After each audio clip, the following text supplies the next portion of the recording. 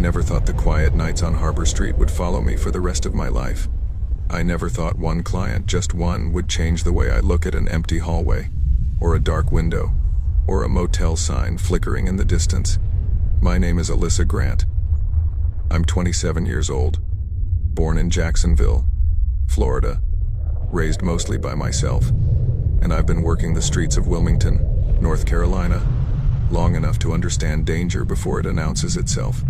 But the night I met the woman in room 6, there was no warning, no sound, just a presence I still feel breathing behind me when I close my eyes. It happened at the Sandridge Motor Inn, a peeling, forgotten motel sitting right off Highway 17. If you've ever driven past it, you wouldn't remember just a broken sign with half the bulbs dead, a vending machine that never works, and a front desk clerk who always looks like he'd rather be anywhere else. The Sandridge was cheap, and cheap places attract men who don't want to be seen. But that night wasn't about a man. The air smelled like rain. The neon sign flickered against puddles on the pavement as I stood under the awning, scrolling my phone, waiting for my next client to confirm the room. The messages came suddenly, 5 in a row from an unknown number. Room 6. Come alone. Cash is on the table. Nothing else. No name. No details. Most people think sex work is reckless, that we walk blindly into rooms without thinking. But we think more than anyone. Every decision feels like it could be your last. But the motel manager had cameras, the parking lot wasn't empty, and I needed the money. Rent was late, my car payment was late, everything was late. So I walked to room 6. I knocked. Nothing. I knocked again, calling softly. It's Alyssa. You texted me? Still nothing. But when my hand touched the knob, it turned by itself, slowly, like someone was opening it from inside.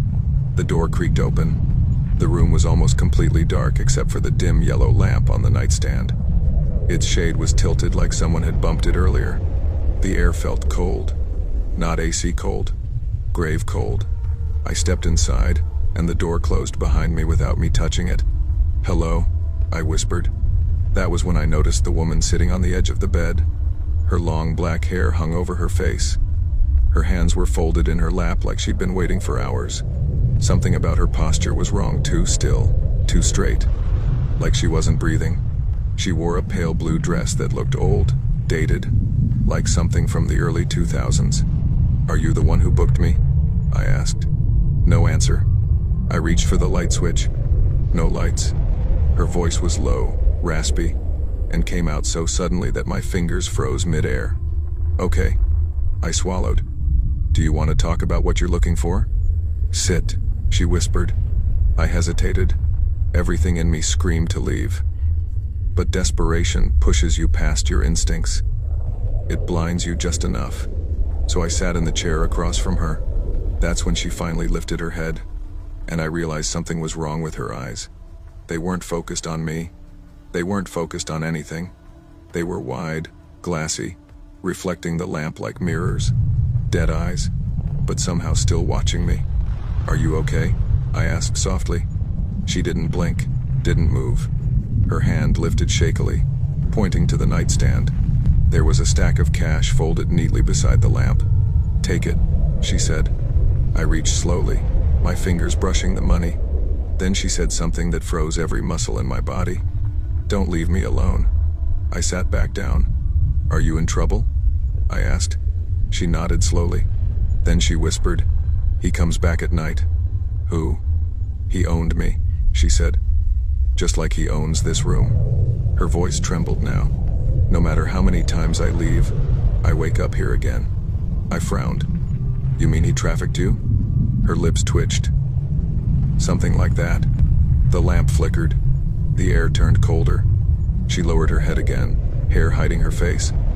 "Don't leave me alone," she repeated. "He doesn't like when someone leaves." My throat tightened. "Do you need me to call someone? The police?" Her body stiffened instantly. "No police." Her voice wasn't trembling anymore.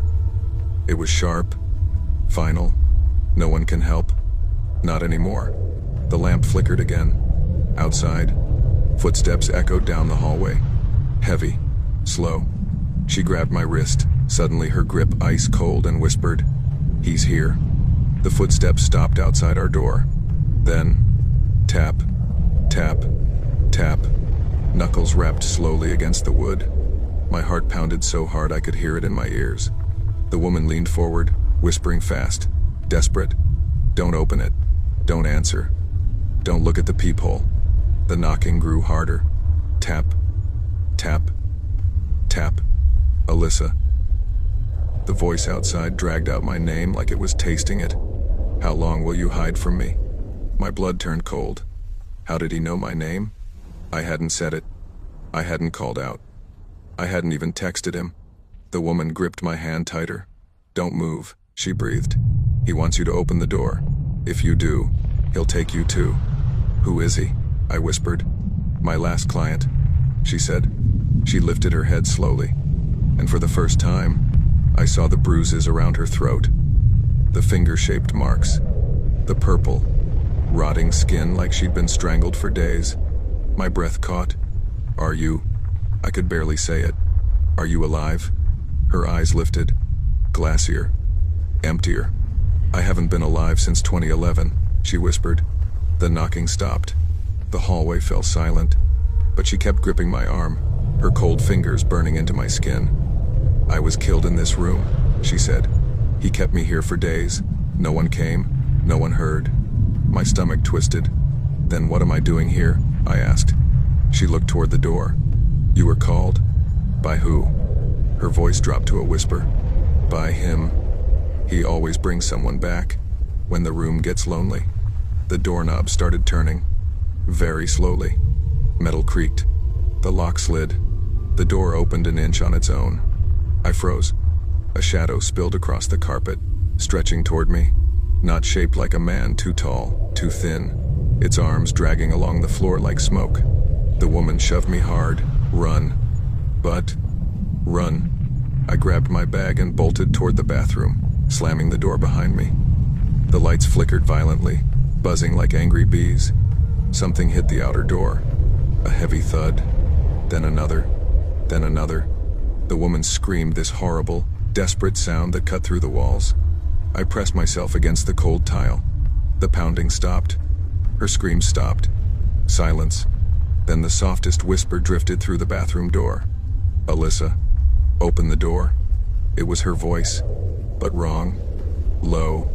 Stretched. Mocking. I covered my mouth, tears burning my eyes. The handle twisted. Slowly. I braced myself. The door swung open, but no one was there. The woman. The shadow. Gone. The main door to the room was wide open, the hallway empty. I ran. Barefoot, breathless, terrified. Down the stairs, across the parking lot, through the rain, until I reached the street. I didn't stop running until I reached a 24-hour gas station, collapsing near the entrance while the clerk stared at me like I'd escaped a crime scene. I never went back for my things. Not for the makeup bag. Not for the jacket. Not even for the cash. 2 days later, the police sealed the Sandridge Motor Inn. They said room 6 had been abandoned for years. No guests. No bookings. No working locks. But the part that made me stop breathing was this.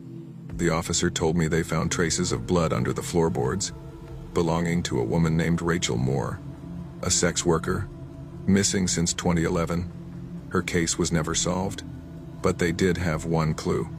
A motel employee's testimony. Back then, Rachel had been last seen getting a room key from a tall man with a scar across his jaw. The same employee said the man used to whisper the same phrase whenever he booked a room. "I'll come back at night." It's been 3 weeks.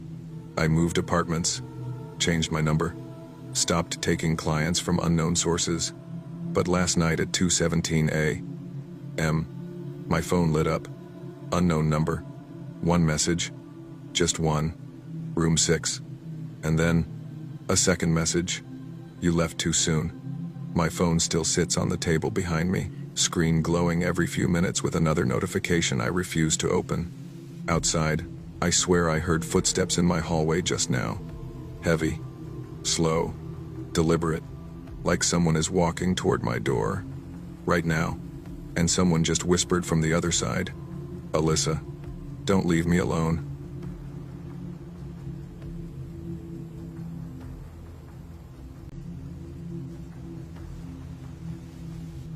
I was 19 when I downloaded the dating app. Not because I was lonely exactly, but because summer had a way of stretching time until the hours felt hollow, like an empty house after everyone's gone to bed. I had just finished my second year of college and moved back in with my mom and my younger sister for the break.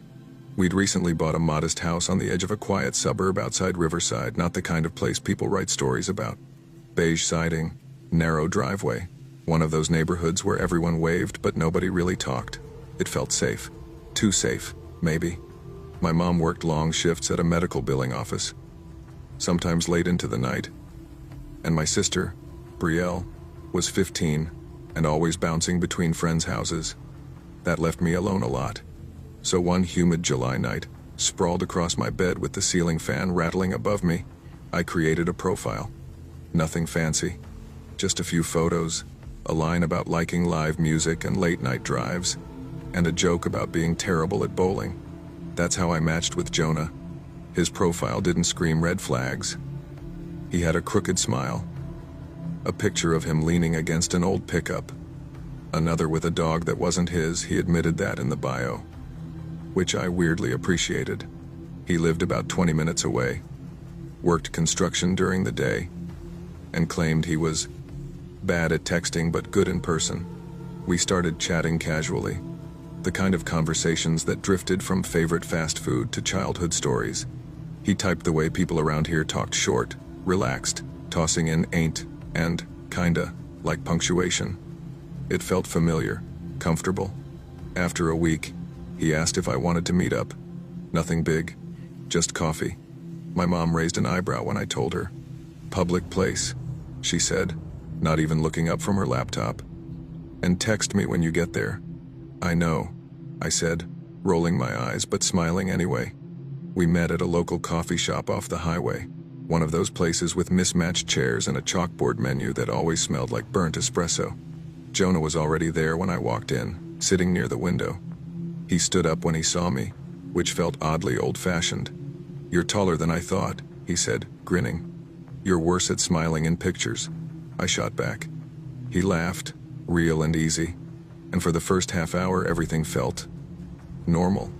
We talked about school, his job sites, the heat, how summer out here felt like it pressed down on your chest. He didn't stare too long, didn't interrupt, didn't say anything weird. But there were little things. When the barista called my name, Jonah tilted his head like he was listening to something else. "You hear that?" he asked. "Hear what?" He shook his head. "Nothing."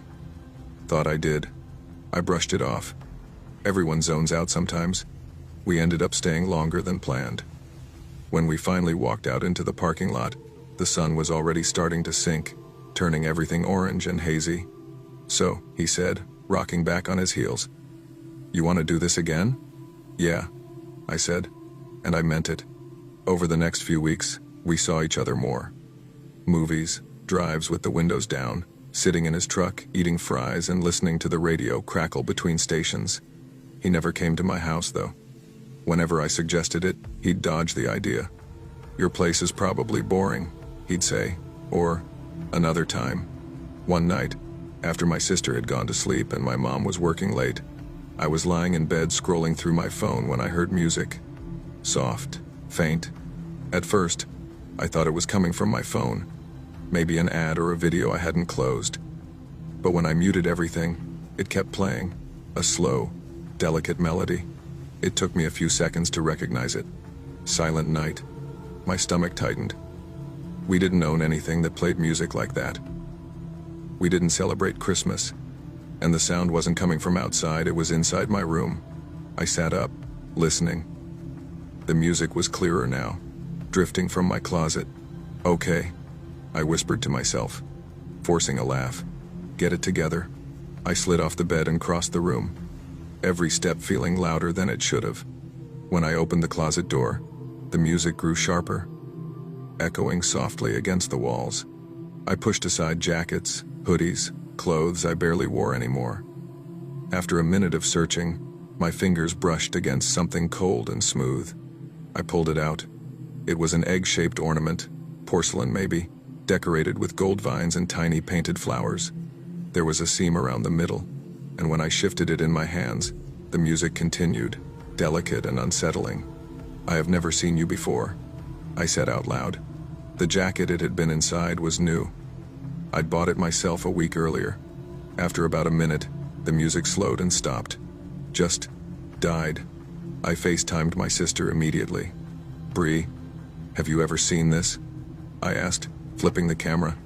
She squinted at the screen. No. That's creepy. Did Mom buy that?" "I don't think so." "Call her," she said. "And don't touch it." My mom didn't answer. When she got home later, I met her at the door, holding the ornament like it might bite me.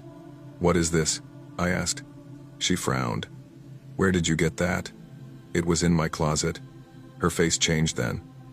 Not scared exactly. More uneasy. "I've never seen that before," she said slowly. "We called the police. They checked the house, took the ornament with them. Said they'd inspect it. No cameras, no trackers, nothing. 2 weeks later, my mom called me while I was staying over at a friend's dorm. "Why did you leave the attic door open?"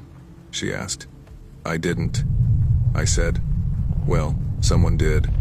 After that, she banned us from going up there. Things with Jonah started to feel off. He'd ask questions about my house. "Too many. Does it creak at night? You got an attic, right? Ever hear stuff when you're alone?" One night, I asked him directly, "Why do you care so much?" He smiled, but it didn't reach his eyes. "I just notice things," he said. I stopped seeing him soon after. Years later, at 31, living alone in a rural part of the Midwest in a house built long before I was born, I found myself thinking about him again. About the ornament. About the attic.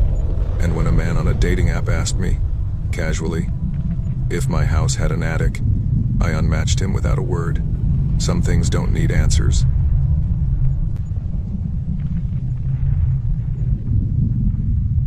I remember exactly how that summer started, because at the time it felt like the first real step into adulthood.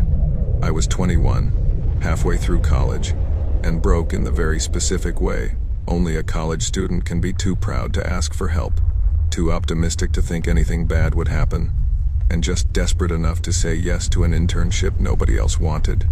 The company was called Hollow Ridge Utilities, and their field office sat miles outside a dying Midwestern town named Briar Hollow. If you blinked while driving through, you'd miss it. A couple of rusted signs, an old grain elevator, one gas station that closed before midnight, and then nothing but long, empty roads slicing through woods and farmland. I rented a tiny one-bedroom apartment above a closed hardware store for the summer. The place smelled faintly like old paint and dust, and the floor creaked like it was constantly complaining. But it was cheap. That was all that mattered. The internship paid decently, but the hours were brutal. Because of maintenance schedules and equipment testing, I often worked late, sometimes until 2 or 3 in the morning. At first, it felt kind of cool, like I was part of some secret night world that normal people never saw. That feeling didn't last long. By mid-July, exhaustion had settled into my bones. That night, the one that still crawls back into my head when I'm driving alone after dark, had been brutally quiet at work. No music, no chatter, just the hum of fluorescent lights and the occasional clank of metal from somewhere deeper in the facility. When I finally clocked out, my phone read 3:07 a.m. Thank God, I muttered to myself, grabbing my keys. The parking lot was empty except for my car, an old silver sedan that had seen better decades. The clear coat was peeling. The radio only worked when it felt like it, and the engine had a habit of making noises I pretended not to hear. But it was mine, and it got me from point A to point B usually. The drive back to my apartment took about 20 minutes. One long county road, a few gentle curves, and absolutely nothing around except trees, ditches, and fields that disappeared into darkness. No streetlights, no houses, just asphalt and shadows. I rolled my window down a crack, letting the warm summer air hit my face. The night smelled like cut grass and damp earth. Crickets screamed from somewhere out in the woods, so loud they almost drowned out the sound of my engine. My mind wandered the way it always did on those drives. I thought about how tired I was, how I still had 3 weeks left of the internship, how my mom kept texting to make sure I was being safe. I even caught myself thinking about Lena, a girl I'd gone on 2 dates with earlier that week from a dating app. She lived back near campus, and we joked about how weird my summer job sounded. Serial killer vibes. She'd laughed. At the time, I'd laughed too. About 10 minutes into the drive, the first sputter hit. It was subtle, just a quick hiccup in the engine, like the car had cleared its throat. "Don't do this," I said, tapping the steering wheel. A few seconds later, it happened again. Louder this time. The dashboard lights flickered, dimmed, then steadied. My stomach tightened. Come on. Just get me home," I whispered. The road ahead stretched empty and black. No headlights, no taillights, nothing. Then the engine coughed hard, lost power, and the steering wheel went stiff in my hands. No, I muttered, pumping the gas pedal out of pure panic. The car slowed, rolling helplessly, until I guided it onto the narrow gravel shoulder. With one final shudder, the engine died completely. The sudden silence was deafening. I sat there for a moment, hands still on the wheel, heart thudding. The only sound was the ticking of the engine cooling down and the relentless noise of insects in the trees. I tried the ignition. Click, click. Nothing. Great. I sighed, leaning back. I checked the gas gauge, half a tank, so not that. I popped the hood, stepped out, and immediately felt how alone I was. The moon was high and bright, washing the road and the surrounding woods in pale silver light. The trees stood thick on both sides, their shadows stretching like fingers toward the road. I stared at the engine like it might explain itself. "I have no idea what I'm looking at," I admitted to no one. After about 30 seconds of pretending I could fix it, I shut the hood and got back inside, locking the doors out of habit. I called roadside assistance, gave them my location as best I could. "Looks like you're pretty far out," the operator said. "It'll be about 30 minutes, maybe an hour." "Yeah," I said quietly. "Figures." I hung up and tried to distract myself. I put in my headphones, pulled up YouTube, and leaned my seat back slightly. The glow of my phone felt like a tiny shield against the darkness outside. I don't know how long passed, 15 minutes, 20? Then I heard it, a soft, deliberate clunk right behind me. My eyes snapped open. Another sound followed, a faint rattle, the unmistakable noise of a door handle being tested. My heart slammed into my throat. I yanked my headphones out and twisted around in my seat, expecting to see a tow truck, maybe a flashlight beam, something normal. There was nothing. The road behind me was empty. No headlights, no engine noise, just darkness. "Hello?" I called, my voice cracking. No answer. I sat there, frozen, listening. The crickets seemed to have gone quiet, replaced by a heavy, oppressive silence. I scanned the tree line, my eyes adjusting to the moonlight. That's when I saw movement. At first, I thought it was an animal, maybe a deer. But then I noticed the shape was wrong. Too upright, too still. About 30 feet into the woods, just beyond the ditch, a man was kneeling at the base of a large tree. He wore a dark green jacket and jeans, both smeared with dirt. His hair looked brown, matted, and his beard was thick and unkempt. He was digging, actually digging with his bare hands, clawing at the soil like he was trying to pull something out of the ground. I couldn't breathe. "What the hell?" I whispered. The moonlight caught his movements in sharp detail. His shoulders rose and fell as he worked, completely focused, like I wasn't even there. Dirt piled up beside him. Every so often, he'd stop, tilt his head slightly, and listen. I slowly sank lower in my seat, my pulse roaring in my ears. My mind raced through 1,000 terrifying questions. Did he try my door? How long had he been there? Was he alone? The minutes stretched unbearably long. He kept digging. Never once did he speak. I felt tears sting my eyes, not from panic exactly, but from the sheer wrongness of the moment. This wasn't some movie scene. This was real.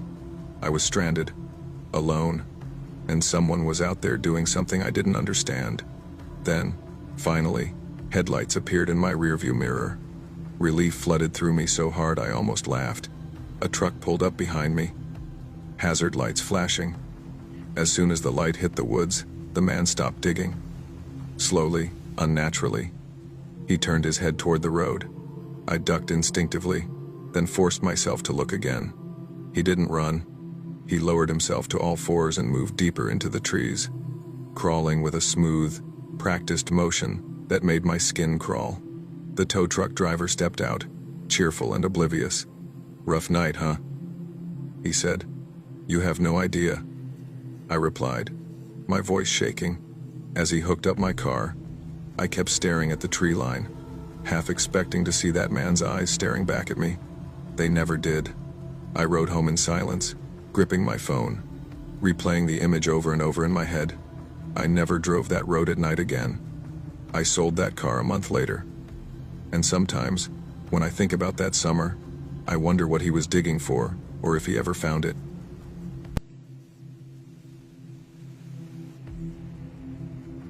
I always thought paranoia was something people joked about until the night it saved my life. I live alone in a small studio apartment on the outskirts of Briar Hollow, Oregon. One of those quiet towns where nothing ever happens and everyone pretends that's a good thing. Tree-lined streets, dim yellow streetlights, neighbors who wave but don't really talk. The kind of place where you feel safe because you're supposed to. I'd lived there for almost 5 years. Nothing bad had ever happened. That's what made what did happen so much worse. I work remotely for a logistics company based in Seattle, which means most of my days blur together emails, spreadsheets, coffee reheated 3 times, my cat curled up on the windowsill watching birds like it's her full-time job. Her name is Juniper, a chunky gray tabby with half a torn ear and the attitude of someone who survived the streets and knows it. Juniper doesn't trust anyone. That matters later. My apartment was on the 2nd floor, above a closed real estate office. The front entrance had one of those old metal security doors that slammed shut if you didn't hold it, and a narrow staircase that echoed every footstep. There were cameras outside, motion lights, and a keypad door downstairs that required a code after 10 p.m. It felt secure.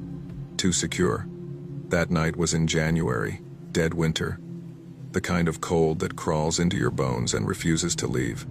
The sky was already dark by 5, and the wind howled through the trees like it was angry about something personal. I finished dinner late, fed Juniper, and did my usual bedtime routine. Lock the door. Check it again. One more time, just to be sure. I remember standing there with my hand on the deadbolt, thinking about some stupid article I'd read weeks earlier, something about how leaving the key inside the lock could make it easier for burglars to break in. So I didn't insert the key. I just locked it. That decision would haunt me for months. By the time I crawled into bed, it was around 1:30 a.m. I put in my earplugs, silicone ones, bright orange, impossible to miss because the building made weird noises at night, and my brain loved turning them into horror movies. Juniper hopped onto the bed, circled twice, and curled up near my feet. I fell asleep almost instantly. I woke up to the feeling that I wasn't alone. You know that feeling, the one that doesn't come from sound or touch. Just a sudden awareness that something is wrong. My eyes opened, and I screamed. There were 2 people standing next to my bed, a man and a woman, strangers. I scrambled backward, heart slamming so hard it hurt. My scream echoing off the walls as I grabbed the nearest thing I could reach, a lamp. Maybe. I don't even remember. "Whoa, hey, the man said. "Hands up. We're not here to hurt you." The woman looked just as terrified as I felt. "Oh my God," she said. "I'm so sorry, we didn't mean to scare you." I couldn't breathe. I couldn't think. All I could manage was, "How did you get in here?" My voice sounded thin, broken. The woman swallowed. I was coming home from work. I live upstairs. I saw your cat on the stairwell." My stomach dropped. "Juniper. She was just sitting there," the woman continued, her voice shaking now. "Right outside your door. And your door was open. Just a crack?" The man nodded. "We knocked. We called out. No answer." I looked around wildly. My laptop was still on the desk. My purse was untouched. Nothing was broken. Nothing was missing. But it was locked. I whispered. "I locked it. We didn't touch anything," the woman said quickly. "I swear. I was too scared to come in alone." I went to get my husband. I slid off the bed, legs shaking, and ran to the door. It was closed. Unlocked. No damage. No forced entry. Just open. The police arrived within 15 minutes. 2 officers. Calm. Professional. Bored. They checked the door. The windows. The balcony. The balcony faced the parking lot, 2 stories up, with no fire escape, no ladder, nothing to climb. It's unlikely someone accessed it from outside, one of them said, writing something down. So how did they get in? I asked. He exchanged a look with his partner. Have you ever sleepwalked? No, I said immediately. Never. Sometimes people don't realize they do. I didn't open the door, I said. I know I didn't. They shrugged gently, the way people do when they've already decided what they believe. Stress can cause things like this, the other officer said. Memory gaps, especially if you sleep with earplugs. I showed them where my keys were, exactly where I always put them, untouched. They left without filing a report. I didn't sleep at all that night. Juniper stayed pressed against my chest, eyes wide, ears flicking at every sound. The next morning, I called my landlord. Graham Wilkes, mid-50 seconds. Soft voice. Always sounded like he was chewing something even when he wasn't. You should have called maintenance, he said, but I'll have someone check the door. When his wife, Lorna, stopped by later that day, her reaction shattered something inside me. She wasn't concerned. She wasn't surprised. She laughed. Oh yeah, she said casually. That door's got a mind of its own. I stared at her. What? It sticks sometimes, she said, and then other times it just pops. Pressure change, I guess. That's not funny, I said. My voice cracked. Someone could have come in. She waved it off. It's happened before. My stomach twisted. You didn't think to mention that? Well, it doesn't happen often. Then she told me the story. Years ago, when they lived in that unit temporarily, she was reading on the couch when a neighbor's dog wandered straight into the apartment. The door was closed, she said. Next thing I know, boom, dog in my living room. I felt sick. Maintenance came. They tested the door. Seems fine, they said. They didn't change the locks. I started sleeping with a chair wedged under the handle. I started locking the key inside the deadbolt. I started checking the door every hour. Juniper never sat by the door again. She avoided it completely. Animals know things we don't. I moved out 6 months later. I still don't know what really happened. Was it faulty hardware? Pressure? Human error? Or something else? All I know is this. You never realize how fragile safety is until it disappears. And once it does, you never get it back the same way again.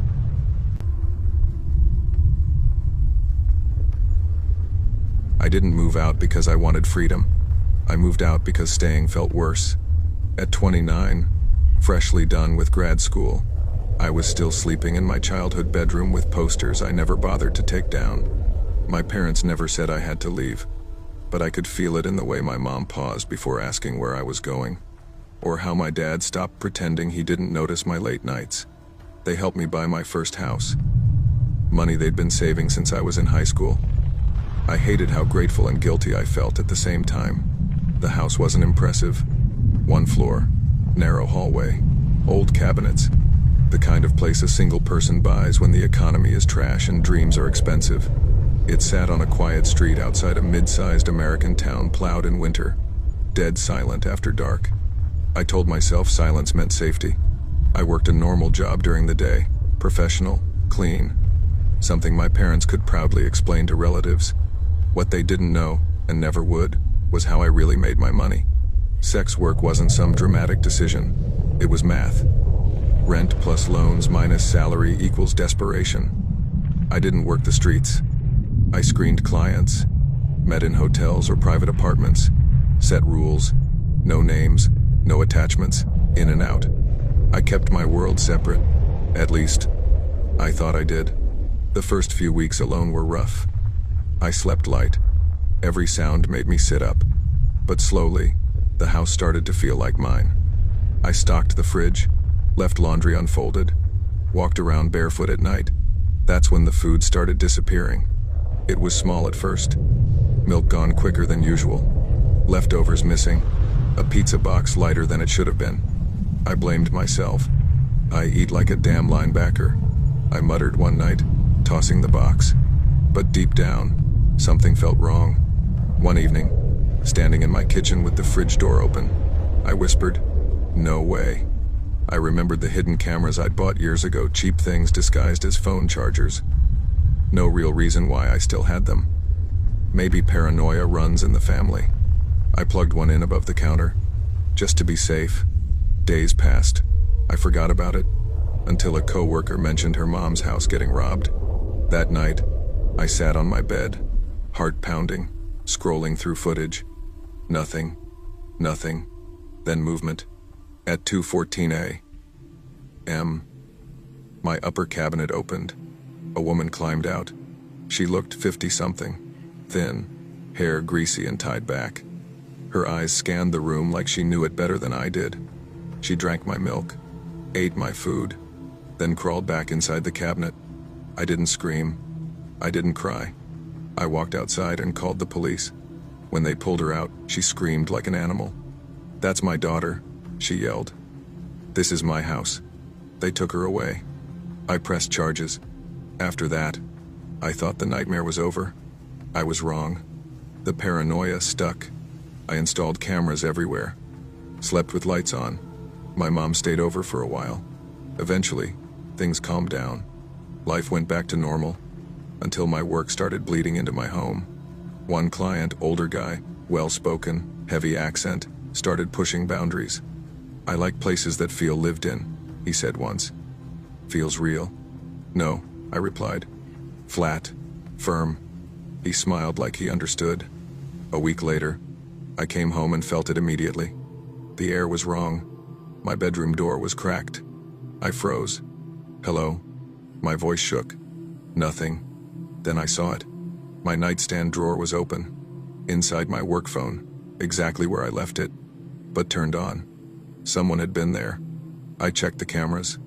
At 1:52 a.m., the front door unlocked. The man walked in like he owned the place. He didn't rush, didn't steal. He wandered, touched things, sat on my bed. Then he leaned close to the camera and whispered, "I knew this was your real life." I threw up. The police came again. Statements. Reports. No forced entry. I knew what that meant. Someone had copied my key. I didn't sleep that night, or the next. I jumped at every sound, every passing car. I carried pepper spray in my house like it was a comfort blanket. Then, one night, while lying awake, I heard it. A soft sound. From the kitchen. Tap. Tap. Tap. Slow. Intentional. I grabbed my phone, shaking, and whispered, "I'm calling the police." The tapping stopped. Then a voice low, calm. "I just want to talk." I screamed. Sirens came fast. They found him hiding behind my fridge. The same man, smiling. They took him away in cuffs. This time, he didn't fight. He just looked at me and said, "You shouldn't mix your worlds." I sold the house 3 months later. Moved somewhere loud, busy, bright. I quit sex work, took longer shifts, smaller apartment, more neighbors. Some nights, when I wake up thirsty, I still hesitate before opening the fridge. Still listen. Still remember how close safety really is to illusion. After the second arrest, the house stopped feeling like shelter. It felt like a trap. The police left around 4 in the morning. Their boots tracked snow and dirt across my floor, and I didn't even care.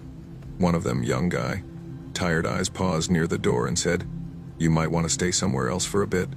I nodded like that idea hadn't already been screaming in my head. As soon as the door shut, the silence rushed back in, heavy, thick, like the walls were holding their breath.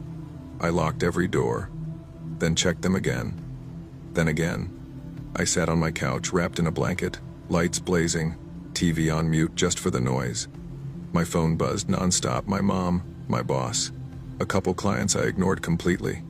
Around sunrise, I finally called my mom. She didn't say, "I told you so." She just said, "I'm getting dressed." When she arrived, she hugged me so tight it hurt. "You're shaking," she whispered. "I don't feel safe here anymore," I said, my voice cracking. She looked around the house, her eyes lingering on the cabinets, the hallway, the bedroom door. "We'll figure something out," she said. "You're not alone." But I felt alone. I felt violated in a way I didn't have words for. The next few weeks blurred together. I stayed with my parents, driving back to the house during the day to grab clothes, mail, essentials. I couldn't be there after dark. Even in daylight, the place felt watched. I replayed the footage over and over. The woman in the cabinet, the man on my bed, different people, same entitlement, like my space didn't belong to me at all. I met with a detective assigned to my case, a woman in her 40s with sharp eyes and a blunt way of talking. "You didn't do anything wrong," she said, flipping through her notes. "But you need to understand something." I looked up. "People like this," she continued. "They don't see boundaries the way normal folks do, especially when they think they know you." I swallowed. "He found me through work." She nodded slowly. "That happens." I hated how calm she sounded. "Should I be scared?" I asked. She met my eyes. "You should be careful." That answer stuck with me. I changed my number, deleted accounts, cut off clients without explanation. The money loss hurt, but not as much as the thought of another stranger learning my habits, my routines, my address. Still, the fear didn't leave. At night, at my parents' house, I'd wake up convinced I heard footsteps. I'd check locks that were already locked. I jumped when my dad coughed down the hall. One night, my mom sat beside me on the couch while we watched some dumb reality show. "You don't have to be strong all the time," she said quietly. I laughed weakly. "I don't even know how to not be." She squeezed my hand. A month later, I went back to the house alone. I needed closure, or control, or maybe I just needed to prove to myself I could still walk through the door without breaking. The place smelled stale. I walked room to room, touching walls, opening drawers, grounding myself. Everything looked normal. Too normal. Then I opened the cabinet. Empty. Just a hollow space that made my stomach turn. "I'm done," I said out loud. I listed the house the next week. Packing was brutal. Every item felt contaminated. I threw away more than I kept. Mattresses, bedding, clothes. The day the house sold, I felt relief instead of sadness. I moved into a small apartment downtown. Loud street, constant traffic, neighbors on every side. People above me, below me, around me. Noise became comfort. I adopted a dog not because I wanted one, but because I needed something alive that would alert me if something was wrong. He was old, grumpy, missing half his teeth. Perfect. The first night in the apartment, I slept 8 hours straight. No dreams, no panic, just sleep. I quit sex work for good, not because I was ashamed, but because I was tired of letting strangers feel entitled to me. I found a second job, picked up extra shifts. Life got smaller, tighter, safer. Sometimes, late at night, I still think about that cabinet, about how close someone can be without you knowing. How safety isn't about locks or walls, it's about who knows where you exist. I learned that independence isn't just about living alone. It's about protecting your space, your boundaries, your life. And I'll never forget how easily all of that can be taken. I still remember the exact smell of that night, cold air mixed with damp concrete and something metallic, like old coins. It's strange what your brain chooses to hold on to when fear sinks its teeth in. Not the date, not the weather forecast, just the way your chest tightens and refuses to loosen, even months later. I'm not the kind of person who scares easily. I grew up in a pretty normal, working-class American household, where you learn early how to lock doors, mind your business, and not trust every smile you see. Still, I never thought I'd be the one lying awake at night, listening for footsteps that might never come. Before all of this happened, my life was boring in the best way. We lived in a small village just outside a mid-sized town in the Midwest, one of those places where people wave from their driveways, where nothing ever makes the local Facebook page except lost cats and garage sales. The kind of place you move to because you want peace, quiet, predictability. My parents had bought the house about 2 years before everything went down. A modest 2-story place with beige siding, a narrow front porch, and a lawn my dad obsessed over like it was sacred ground. I lived there with my mom, my dad, my younger brother, and my partner. Yeah, it was crowded, but it felt safe. There was always someone home, always noise, always light. And right next door lived an old woman everyone called Mrs. Holloway, though that wasn't her real name. She'd been there longer than anyone else on the street. Thin, hunched, gray hair pulled back so tight it made her face look permanently tense. She never smiled. Ever. Not at kids. Not at dogs. Not even when my parents once gave her a ride back from town when her bus didn't show. Her house looked normal enough. Same layout as ours, same faded siding, but something about it always felt off. Like it absorbed sound. Like it watched you back. She lived with her son, or so we thought. We weren't close neighbors. We did the polite nods, the quick, "Hey, how's it going?" as we passed each other. That was it. My family is friendly, but we mind our own business. Around here, that's just how things work. Sometimes, though, we'd hear shouting from next door. It wasn't constant. Maybe once every few weeks. A man's voice, raised and angry, muffled through walls and distance. We always brushed it off. Probably yelling at a TV, my dad would say. Or one of those gaming headsets, my brother added once. We didn't think much of it. God, I wish we had. The night it happened started like any other. A regular weekday. Work, dinner, a little TV, phones in hand until our eyes burned. Around midnight, everyone started drifting off to their rooms. I double-checked the locks like I always do. Front door, back door, deadbolt, chain. Some people call it paranoid. I call it being alive. I had just crawled into bed when the house exploded with noise. Bang, bang, bang. Not knocking, not ringing the bell. Pounding. The kind that rattles the door frame and sends your heart straight into your throat. Our Jack Russell, Milo, lost his mind, instantly barking, snarling, throwing himself toward the stairs like he was ready to take on a bear. "What the hell?" my mom shouted from her room. I sat straight up, frozen. My phone said 2:31 a.m. Nobody knocks at that hour for anything good. Another bang hit the door, harder this time. "Dad," I yelled. I heard my parents' bedroom door fly open, footsteps pounding down the hall. My dad didn't hesitate. That scared me more than the knocking. "I'm going down," he said sharply. "Don't open it," my mom whispered, panic thick in her voice. "I'll just see who it is." I followed him to the top of the stairs, my legs shaking so badly I had to grip the railing. "Dad, please," I said. "What if he has a knife?" He didn't answer. The knocking stopped as he reached the door. For a split second, everything was quiet. Too quiet. Then my dad opened it. I didn't see the man clearly from where I stood, but I heard his voice. Deep, rough, slurred, maybe. "What's your problem?" The man snapped. My dad didn't even get a chance to speak. "What's your problem?" The man shot back, aggressive, stepping closer. Something in my dad must have clicked. Instinct. Survival. He slammed the door shut so hard the whole house shook and immediately locked it. "Jesus Christ," he muttered. The pounding started again, faster, angrier. "Open the damn door," the man yelled. My mom grabbed her phone. My brother peeked down the stairs, pale as a ghost. I ran to my bedroom window and pulled the curtain back just enough to see. Under the streetlight, I saw him. Tall, broad shoulders, messy hair, wearing a dark hoodie and jeans. He was pacing now, shouting things I couldn't make out. Then he turned and walked straight next door.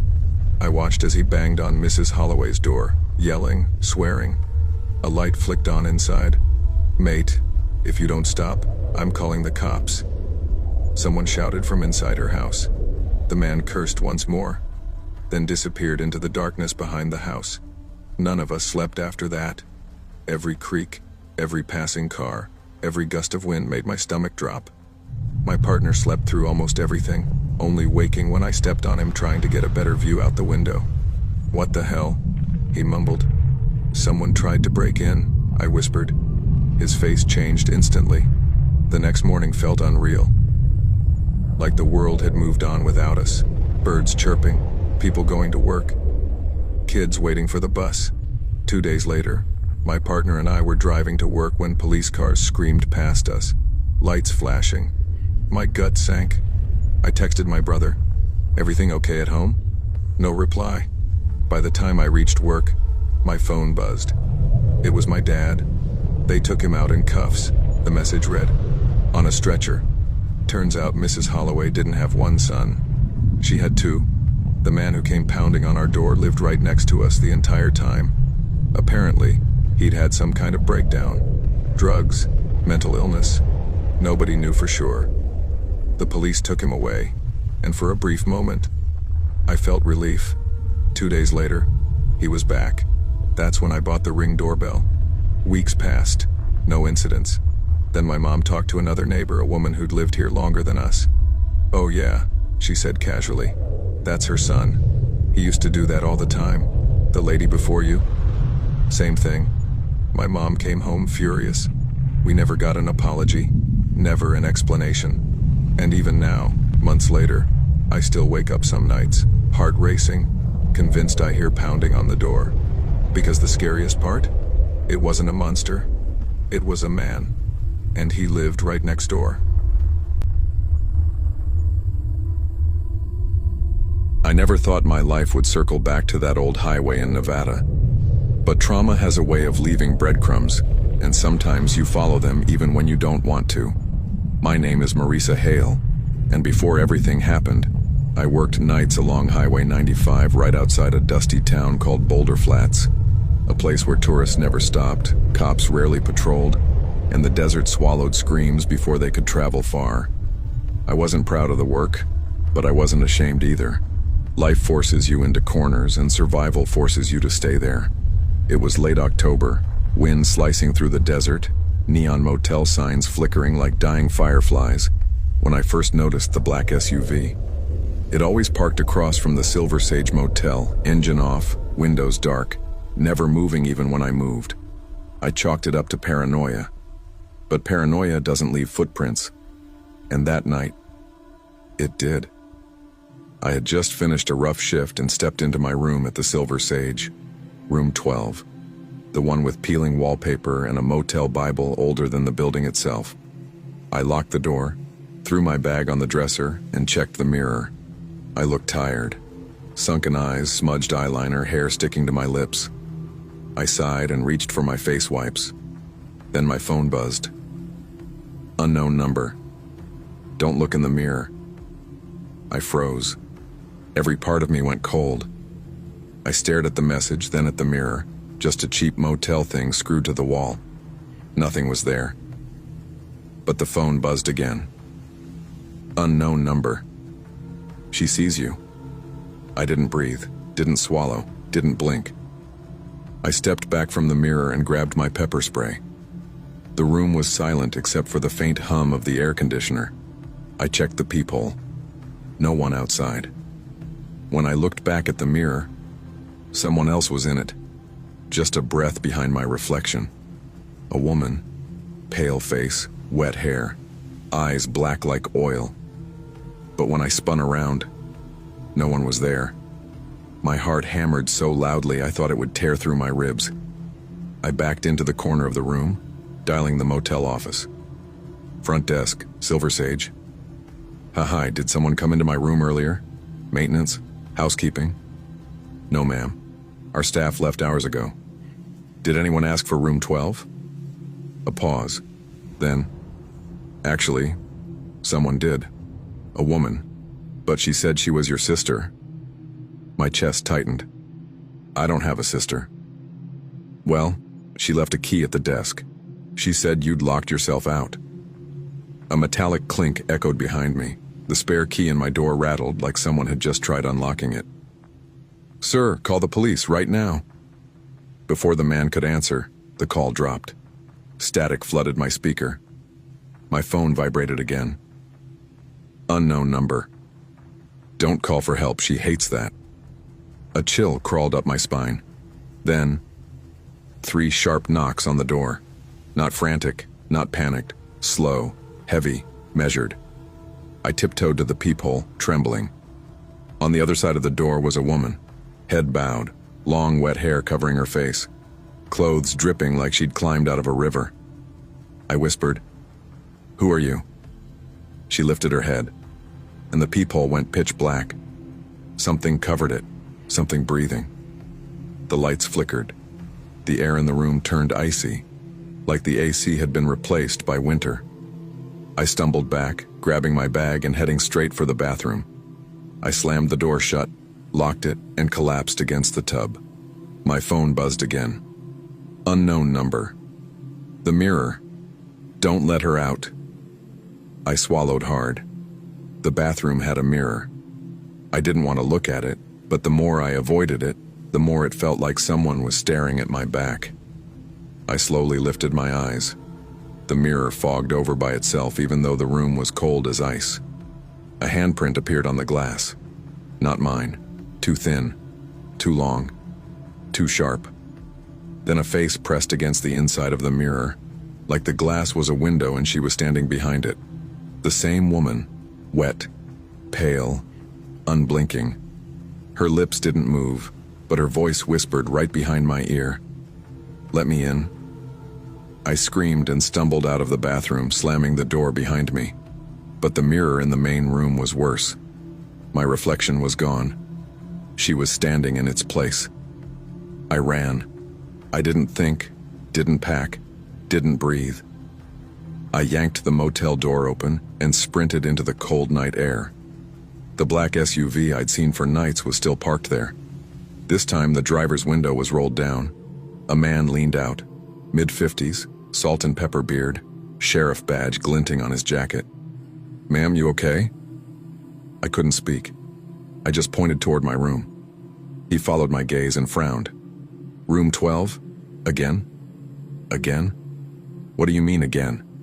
I gasped. He stepped closer. "You weren't told, were you?" "Told what?" Room 12 was the last place a missing woman named Leah Granger was seen. A sex worker like you. Disappeared 3 years ago. My blood froze. "She was found drowned," he continued, voice low. "But not in water.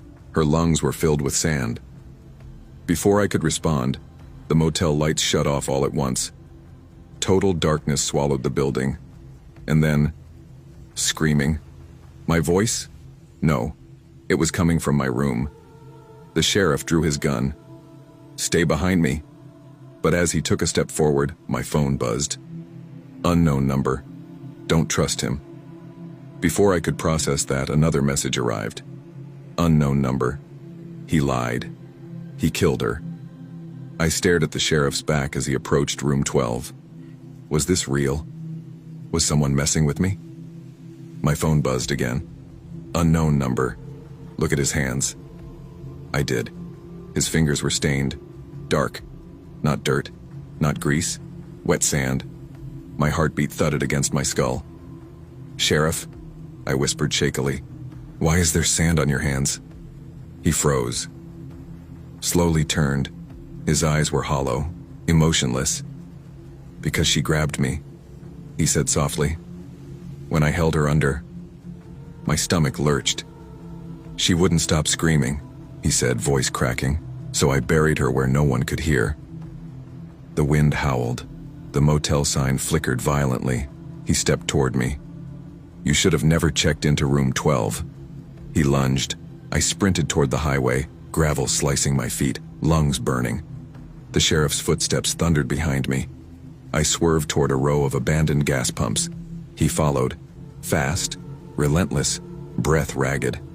I hid behind a rusted ice machine, clutching my pepper spray like it was holy. He stalked between the pumps, muttering, "She won't let me rest. She won't let me forget. You weren't supposed to see her." His shadow loomed closer. I held my breath. Then, from the motel, a crash. A mirror shattered. The sheriff spun. No, not again. Something wet dragged across the pavement. He aimed his gun toward the sound. "Leah, don't you come near me." But the figure that stepped into the parking lot wasn't Leah. It wore my clothes, my face, my hair, but not my eyes. They were black, empty, and she smiled at him. The sheriff backed up fast. "No, stay back, stay away from me." The thing wearing my face tilted its head, its joints cracked unnaturally, its movements jerky and unnatural. Then it whispered in a voice that was both mine and not mine, "You buried the wrong girl." The sheriff fired. 3 shots, each bullet passed straight through her. She didn't flinch. She stepped forward, touched his chest with one pale hand, and the sheriff dropped to his knees, screaming as sand poured out of his mouth. He clawed at his throat, eyes bulging, drowning in dry earth. Within seconds, he collapsed, silent, still, dead. The creature turned to me. My legs trembled so violently I couldn't run. She walked toward me slowly, her face softening, with sadness, not malice. When she stood right in front of me, she whispered, "Thank you for seeing me." Then she dissolved, like smoke in moonlight. The police came hours later. Not the corrupt ones, the real ones. They found the sheriff's body, found evidence connecting him to other disappearances, found Leah's remains exactly where she'd guided them through me. They questioned me for hours, but they never found the black-eyed version of me, or any signs of her. Weeks later, I left Boulder Flats for good, but sometimes when I pass a motel mirror, my reflection lags behind by a second, and at night, I still get messages from that same unknown number. Thank you. I don't block it, because I know she's not trying to hurt me. She just wants to be remembered. And mirrors? Mirrors never forget. I still remember the way 2015 felt before everything went wrong, before the quiet stopped feeling peaceful and started feeling like a warning. At that point in my life, I thought I had finally done something right. I was 31, freshly married, and trying harder than I ever had to be a calm, responsible adult. My wife and I had met through a low-key dating app.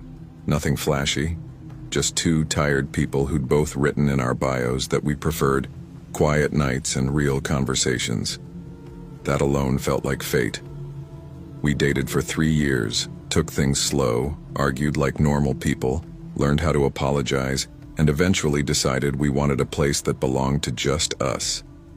Not a house, not a neighborhood, not noise. A cabin, somewhere far north, where cell service dropped out and the air smelled like pine and water instead of traffic and fast food. We found it online through a private listing. No resort, no HOA, no shared docks. Just a small wooden cabin near a lake called Alder Hollow, tucked into miles of wilderness most people never bothered to visit. Cabins were spread out far enough that you couldn't see your neighbors unless you really tried. That was the selling point. When we signed the papers, my wife laughed and said, "Finally, a place where nobody can bother us." I wish I had known how wrong that sentence would become. The first weekend we went up there was supposed to be perfect. We left early Friday morning, loaded the car with groceries, fishing gear, blankets, and a bottle of cheap red wine we always pretended tasted better than it did. The drive took just over 4 hours, most of it on highways that slowly narrowed into 2-lane roads, then 1-lane roads, then roads that felt more like suggestions than infrastructure. The deeper we went, the quieter everything got. Radio stations faded into static, gas stations disappeared. Even the trees seemed thicker, leaning in like they were listening. My wife stared out the window and smiled. "This is exactly what I needed," she said. I nodded. Same. No emails, no neighbors, no drama. The cabin was smaller than the photo suggested, but not in a bad way. It felt honest. 1 bedroom, a bathroom, a little kitchen, and a living room with a couch that had definitely seen better decades. The front door faced the lake. The back of the cabin pressed up against trees so dense they swallowed light by mid-afternoon. It smelled like old wood and dust, and something faintly metallic. Probably the water. We spent Friday fishing, cooking over a small stove, and laughing at how terrible we were at doing nothing. That night, rain tapped gently on the roof, and for the first time in months, my shoulders relaxed. Around midnight, we turned off the lights and crawled into bed. That's when the knocking started. At first, it was soft. Just one knock. Then another. I lay there staring at the ceiling, thinking maybe it was a branch hitting the door, or the wind, or my imagination filling in the gaps now that everything was quiet. Then it happened again. Harder. My wife whispered, "Did you hear that?" "Yeah," I said. "Probably nothing." The third knock was unmistakable. Someone was at the front door. I checked my phone. No service, of course. "Who would even know we're here?" she asked, her voice already tight. "I don't know," I said, swinging my legs off the bed. "Stay here." As soon as my feet hit the floor, the knocking turned aggressive. Not polite, not hesitant, pounding. The kind of pounding that says open up without words. Each hit rattled the doorframe. The sound echoed through the cabin, bouncing off the walls like it had nowhere else to go. My heart started to hammer in my chest, but I forced myself to breathe slowly. Panic wouldn't help. The cabin layout mattered now. From the bedroom, you couldn't see outside. The living room windows faced the lake, but the front door sat just around the corner, out of sight unless you were standing right in front of it. The only place you could see the front area clearly was the small kitchen window. I didn't go to the door. I went low, crouched, quiet, bare feet barely touching the floor. The pounding grew heavier as I moved, like whoever was outside could sense motion. By the time I reached the kitchen window, it sounded like someone was trying to force their way in. I lifted myself just enough to look, and that's when I saw him. A large man stood with his back to the window, shoulders hunched forward as he slammed his fist into the door again and again. He was massive, easily over 6 feet, built thick, not gym thick, but working man heavy. He wore a dark jacket and a hat pulled low, hiding his face. Every hit made the door shudder. I froze. My wife stepped into the living room behind me and I raised my hand silently, shaking my head. She stopped immediately. "What do we do?" she mouthed. I didn't know. There were no weapons in the cabin, no neighbors close enough to hear, no cell service, just us and whoever that was outside. I thought maybe if he knew we were awake, he'd leave. So I did something stupid. I flipped on the porch light. The sudden glow spilled over him, casting long shadows across the ground. He didn't flinch, didn't look around, didn't react at all. He just kept pounding. My stomach dropped. "That's not normal," my wife whispered. "No," I said quietly. "It's not." I slid down against the wall beneath the window, pulling her with me so we were both out of sight. We sat there in silence while the door took hit after hit. My mind raced through worst-case scenarios. Drugs, mental illness, someone who thought this cabin was theirs. After several minutes, the pounding stopped. I waited, listened. Nothing. Relief washed over me so fast it made me dizzy. Then the sound came from the back of the cabin. Not the door, the wall. Heavy thuds slammed into the wooden siding, vibrating through the structure. Whatever he was hitting the cabin with, his fists, his shoulders, it was forceful enough to make the walls groan. My wife grabbed my arm. "He's trying to get in." I didn't answer. I couldn't. We stayed low, pressed into the darkest corner of the living room, barely breathing. The shades were down, blocking any view inside. The pounding moved along the back wall, slow and deliberate, like he was testing the structure.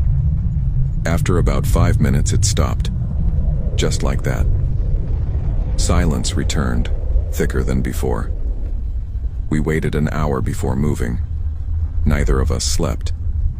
Morning light made everything seem less threatening, but the fear hadn't left. It had just gone quiet. When we stepped outside, the evidence was there.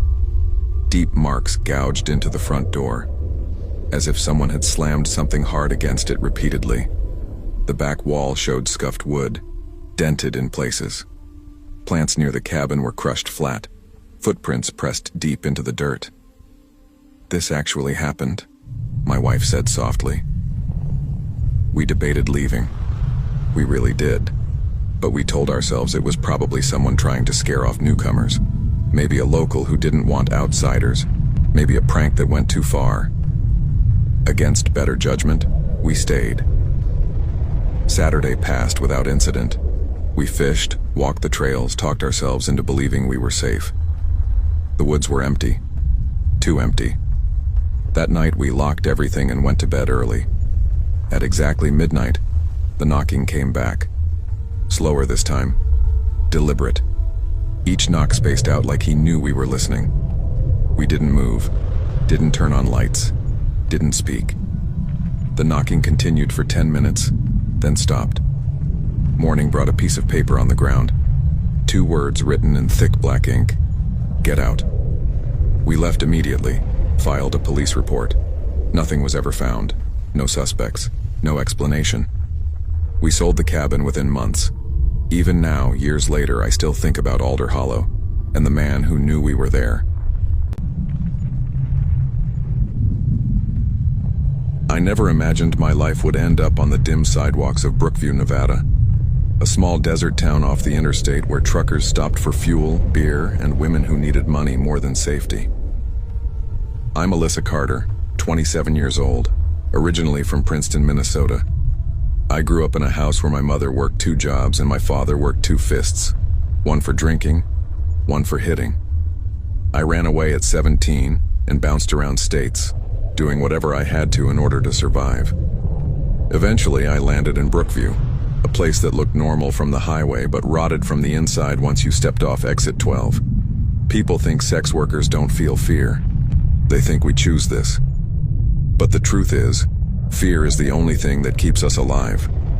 Fear of the wrong car, the wrong smile, the wrong night. And one night became the very definition of wrong. It was a cold autumn night when the wind carried sand across the roads like tiny knives. Most clients came in loud pickup trucks or shiny semis.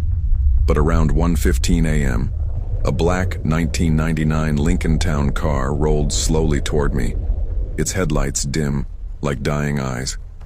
I'd never seen that car before. The window slid down only halfway. Inside, a man's silhouette sat perfectly still. His voice was calm, too calm. "Are you available?" he asked. Something about him made my stomach twist. His tone was polite, gentle but lifeless, like he practiced it. People say your instincts are your first guardian angel. Mine screamed at me to walk away, but I needed the money. "Where to?" I asked. "Just a short drive," he said. "I prefer privacy." Privacy. That word is a loaded gun for women like me. Still, I opened the door and sat inside. The interior smelled like old leather and cold air. No personal items, not even a water bottle. Everything was too clean. He pulled away from the curb, driving silently through the deserted town. No music, no small talk. After a minute, I finally asked, "What's your name?" He didn't look at me. He didn't blink. He just whispered, "You can call me Thomas." Something about the way he said it made it sound borrowed. Thomas drove toward the outskirts, where abandoned gas stations and broken billboards lined the road. The farther we went, the more the desert swallowed the town behind us. "I don't go past Redwood Road," I said firmly. He didn't respond. "Hey," I said, "I don't." He turned slowly toward me. His eyes were wrong. They weren't glowing or monstrous, just empty. Utterly empty, like the eyes of someone who had forgotten how to be human. "You'll be safe," he whispered. "I chose you." I felt my heart slam inside my chest. "What do you mean you chose me?" I snapped. He smiled, barely. "Because you're the only one who can see her." "See who?" Instead of answering, he pointed ahead. Up the road, standing under a flickering streetlight, was a woman. A woman wearing a dirty red dress.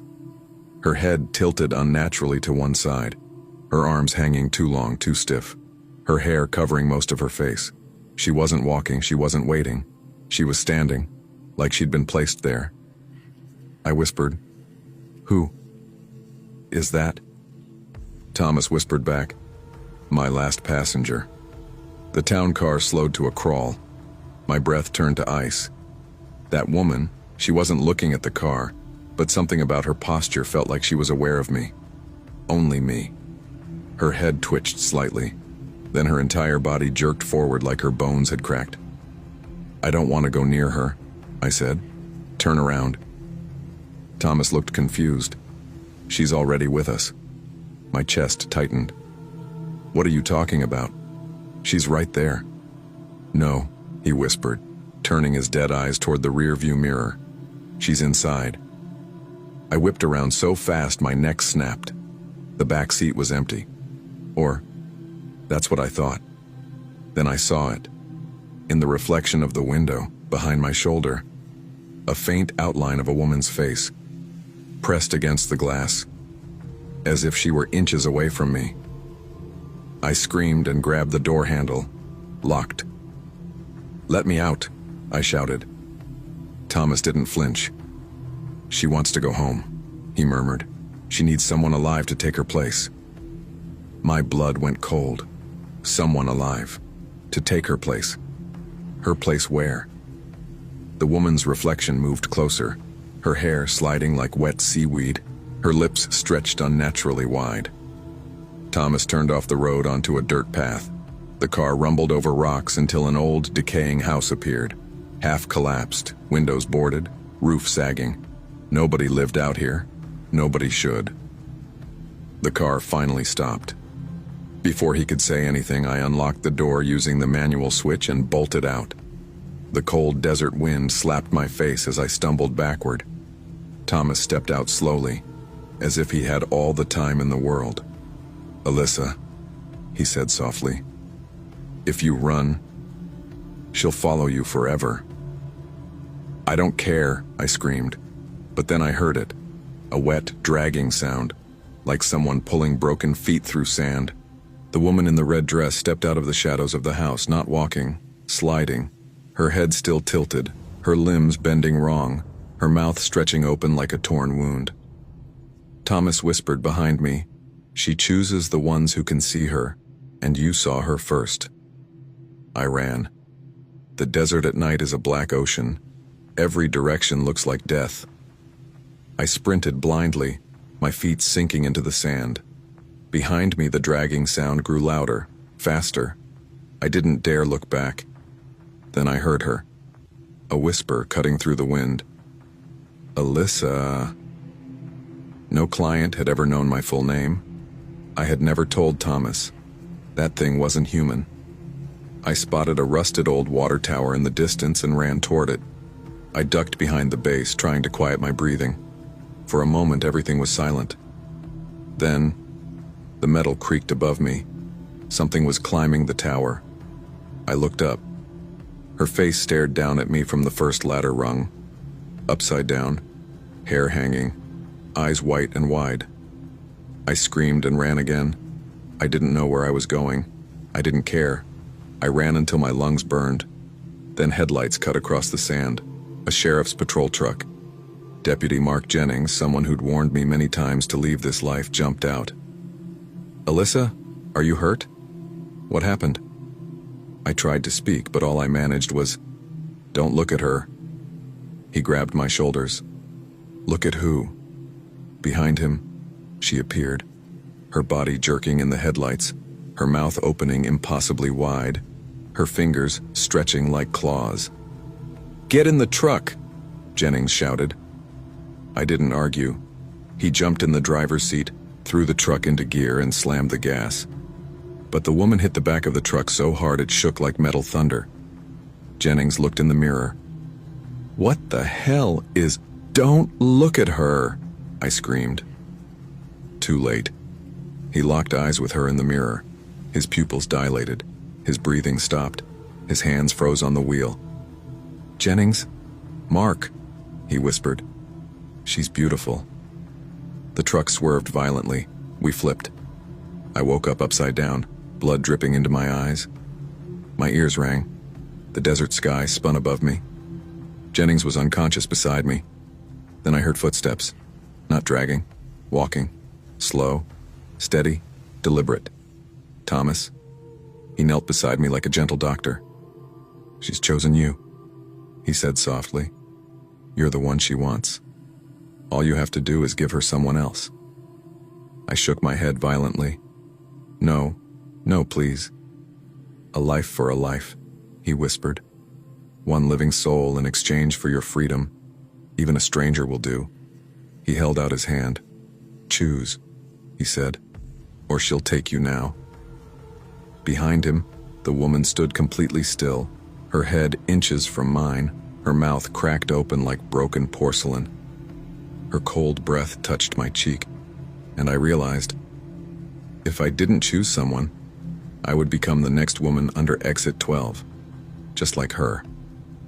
I looked at Jennings, injured, unconscious, innocent. My heart broke, but survival is a monster that eats morality. I whispered, "Take him." Thomas smiled. The woman slid toward Jennings, her limbs snapping into place around him like a cage. He didn't even wake before she dragged him into the darkness. The next morning, I walked back to town like a ghost, covered in dust and blood, shaking, terrified. Thomas's car was gone. The woman was gone. Jennings was gone. Every night since, I hear whispers when I try to sleep. "You're free. For now." But sometimes when I stand on the street waiting for customers, I feel something cold behind me. Watching. Waiting. Because I didn't escape. I only delayed my turn. And one day, she'll want another trade.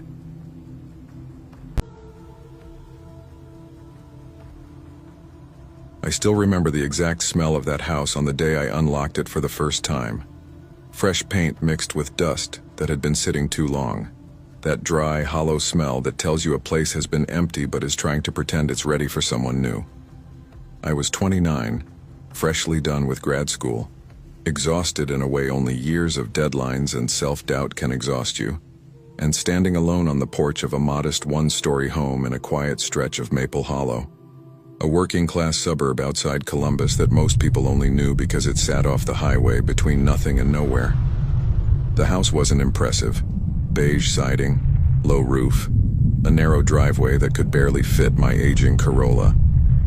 But it was mine. Or at least, that's what I kept telling myself while my parents hugged me goodbye, proud and worried in equal measure, pretending not to notice how tight my hands were shaking on the key. I had lived with them longer than I planned, saving money since high school, stacking scholarships, assistantships, anything that would keep me afloat. They helped with the down payment because the economy is a joke, and pretending otherwise is just lying to yourself. The place was basically the size of a trailer without the stigma. 2 bedrooms, 1 bath, a small kitchen with cupboards that went all the way up to the ceiling, and a living room that echoed until I bought a rug. It felt temporary, like a place you stayed while waiting for life to really begin.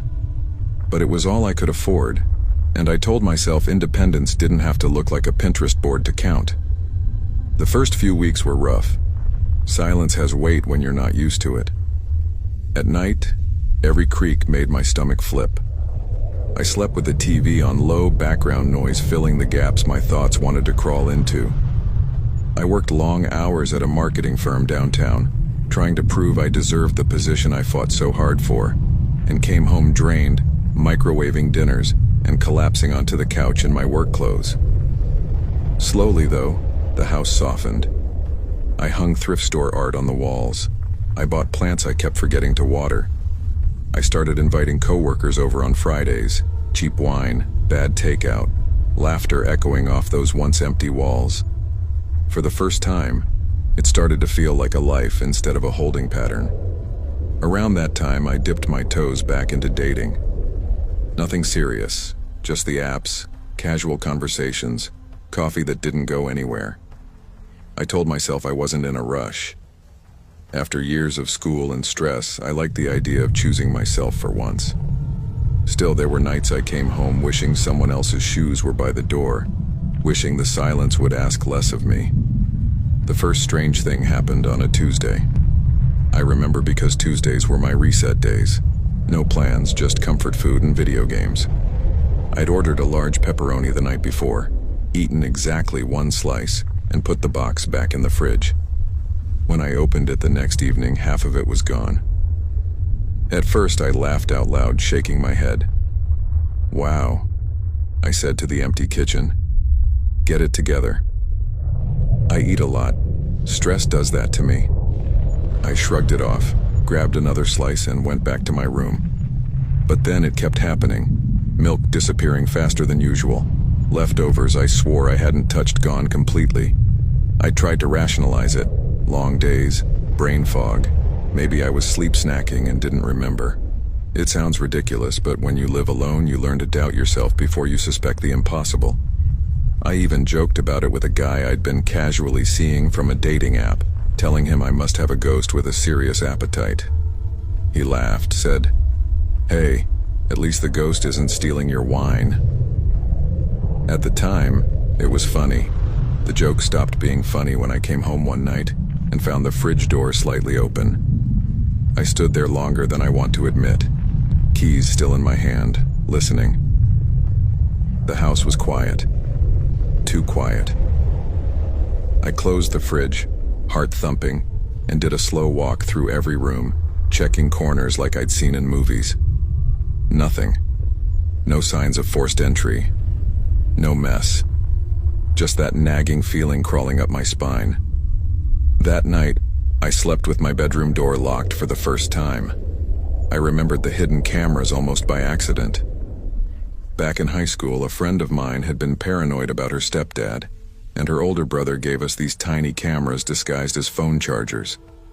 We thought we were being edgy, prepared for the worst. I'd packed them when I moved out without really knowing why.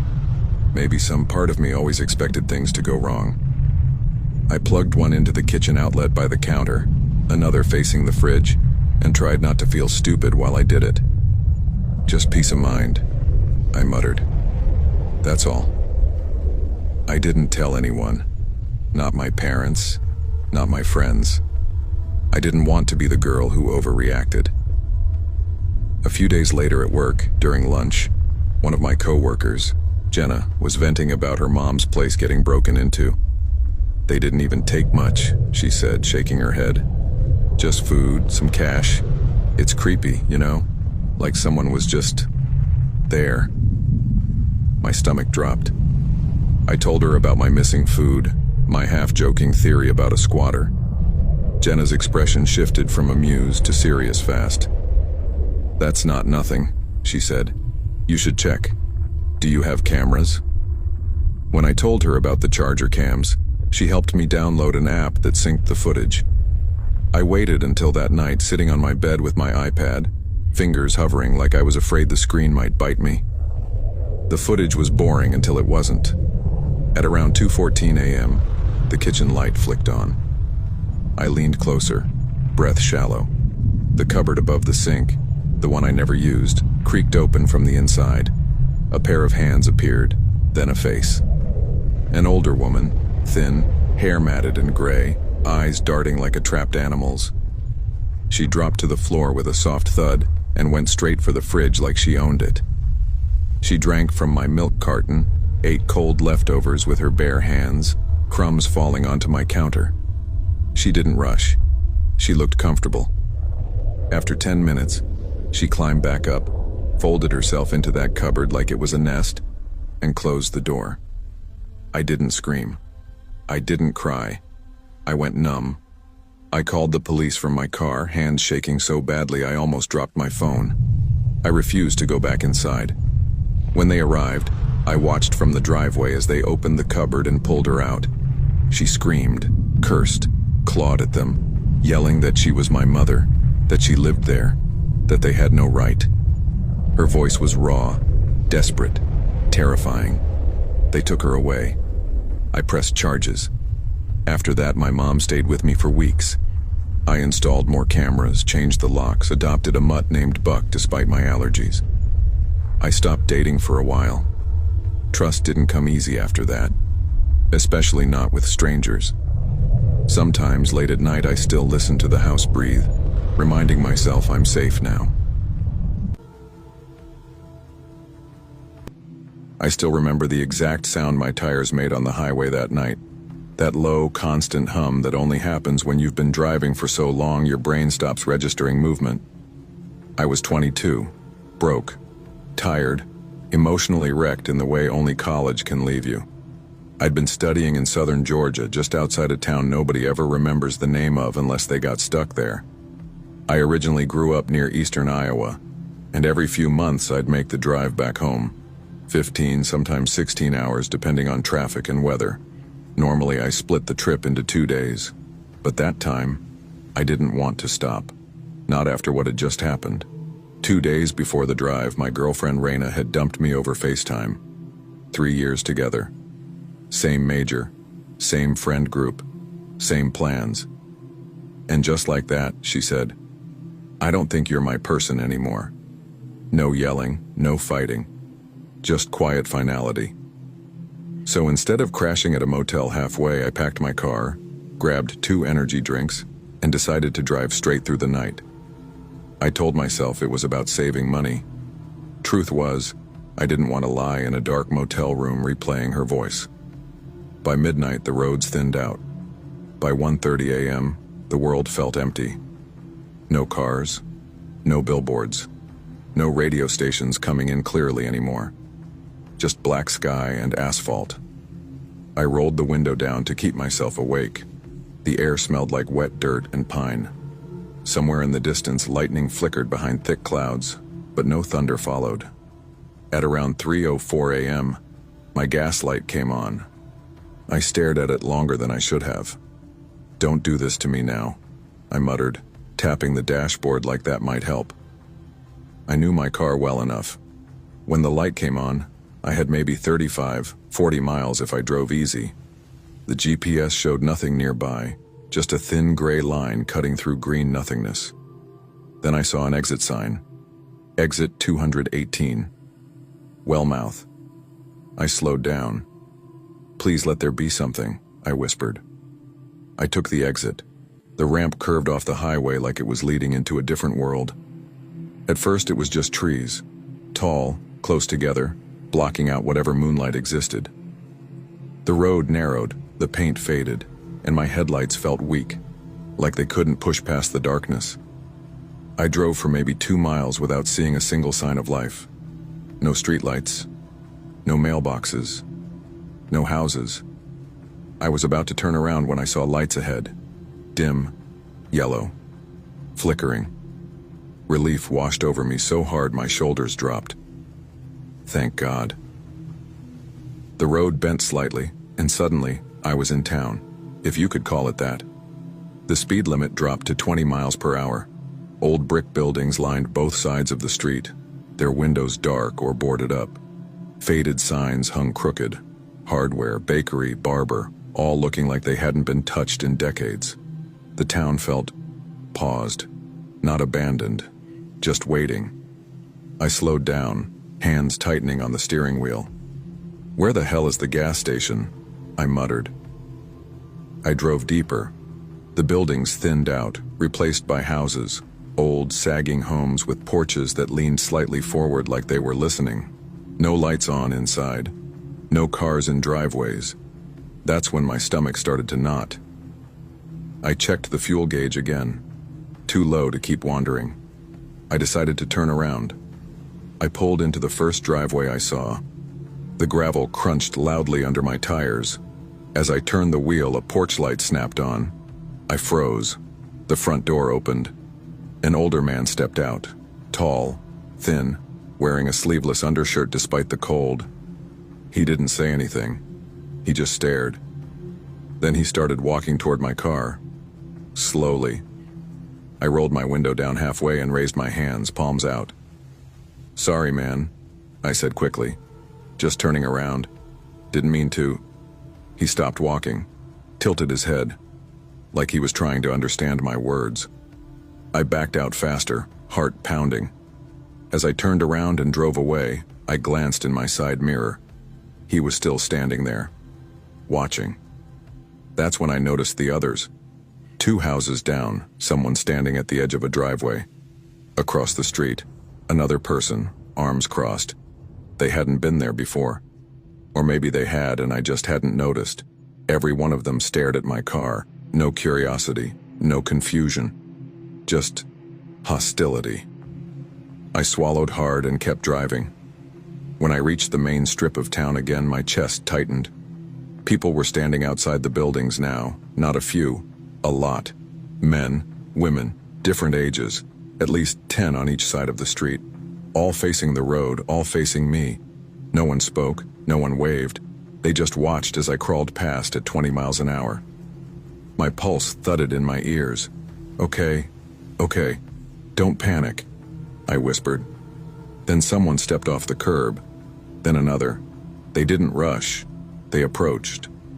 Slow, deliberate. One man raised his hand, not to wave, but like he was signaling me to stop. Nope, I said out loud. I pressed the gas. The engine whined. The speedometer climbed. Behind me I saw movement, people stepping farther into the road. I didn't look back again. I sped through the town, tires squealing as I hit the curve back toward the highway. I didn't slow down until I saw the freeway lights. I merged back on, heart hammering, hands shaking so bad I had to grip the wheel with my knees just to steady myself. I drove 10 more miles on fumes before I saw another exit. This one had lights, real ones. A 24-hour gas station, glowing like salvation. I pulled in and just sat there for a minute, breathing. The cashier looked up as I walked in. "You okay, man?" he asked. I nodded too fast. "Yeah, just long drive." I didn't mention Wellmouth. Didn't want to. I filled the tank, got back on the road, and drove straight home. No stops, no detours. I've tried to find that town since. It doesn't show up on maps anymore. And I still don't stop in small towns at night. Some places don't want visitors.